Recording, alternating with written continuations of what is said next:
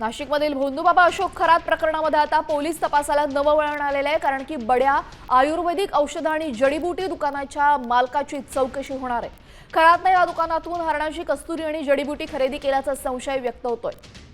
आपल्यासोबत आमचे प्रतिनिधी अभिजित सोनावणे जोडले गेलेले आहेत। अभिजित, अशोक खरात प्रकरणामध्ये नवं वळण आलेलं आहे, काय अधिकची माहिती आहे? अगदी बरोबर आहे, कारण अशोक खरात हा त्याच्याकडे जे लोक मदत मागायला जायचे, वेगवेगळे उपचार किंवा वेगवेगळ्या पूजाविधीसाठी जायचे, त्यांना तो काही जडीबुटी आणि आयुर्वेदिक औषधं देत असल्याची माहिती समोर आलेली आहे। आणि त्यामुळेच आता बडे आयुर्वेदिक औषधांची दुकानं असतील, जडीबुटीच्या दुकान मालकांची देखील आता SIT कडून चौकशी केली जाणार आहे।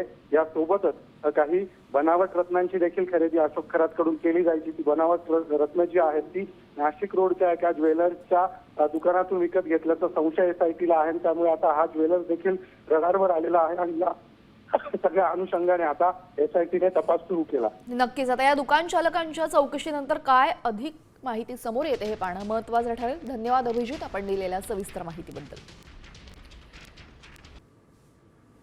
तर जडीबुटी आणि ज्वेलर्सही आता पोलिसांच्या रडारवर आहेत, कारण की याच दुकानांमधनं त्याने खोटे, माणिक यासोबतच काही जडीबुटी खरेदी केल्याची भीती व्यक्त होते आणि त्यातून एक नवं वळण या तपासामध्ये मिळू शकतं।